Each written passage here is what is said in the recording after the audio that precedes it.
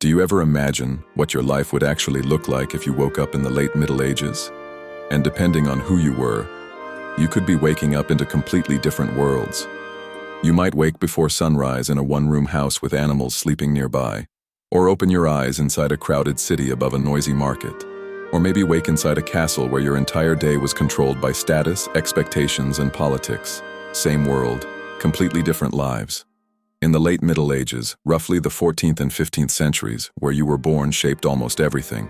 What you ate, what you wore, how hard you worked, who you married, even what future you were allowed to imagine.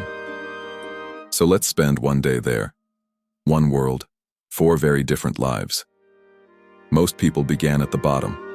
If you were a peasant, your day started before sunrise. No alarm clock, no schedule on paper, just light through small windows and the expectation that work never really stopped. Your house was usually small and dark. Floors were often packed with dirt. Smoke from cooking fires stayed inside. Depending on where you lived, animals might sleep under the same roof. Breakfast wasn't a feast. Bread, porridge, maybe vegetables. Meat was uncommon for ordinary days. Then came work. Fields, tools, carrying water, planting, repairing, harvesting. Your body followed the seasons more than the clock. But medieval peasants were not simply miserable people waiting to suffer. Many had traditions, festivals, local markets, families, songs, and communities that gave structure to life. Still, freedom was limited. Taxes existed. Obligations existed. Land usually belonged to someone else. Your world could be surprisingly small. Now move a little higher. You live inside a town.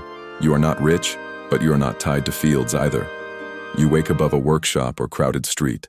Outside your window, merchants opening stalls, carts arriving, bells ringing.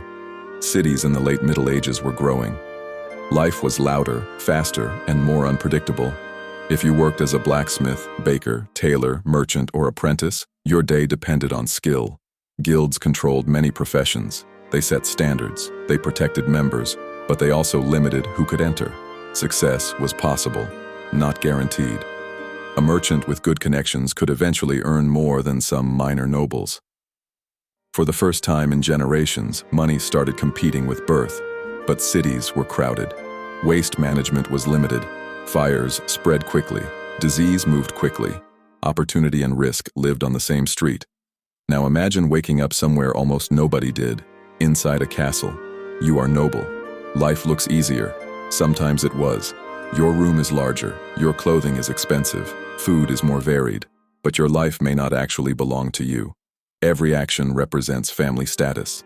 Marriage could be political, education could be strategic, friendships could become alliances, meals were public, appearance mattered, you learned manners, religion, inheritance rules, and expectations from childhood. Power brought comfort, but also pressure. Your mistakes affected entire families. Now, even above the nobility, there was one life almost nobody would ever experience. You wake inside the royal chambers. You are the king. From the outside, this looks like the perfect medieval life. Stone walls, massive halls, servants, expensive clothing, tables covered in food. But almost none of your day belongs to you. You wake surrounded by responsibility. Messengers already waiting, meetings already planned, reports already arriving. Disputes between nobles, arguments over land, questions about taxes, requests for favors, military concerns, family alliances. You eat but rarely alone. You travel but rarely freely. Even your marriage may have been chosen for politics. Every decision becomes public. Every mistake becomes dangerous. Thousands of people may never see your face, yet their lives can change because of one sentence you say. Comfort existed. Freedom didn't always. And if you had been born back then, your story may have already been written before your first days of life.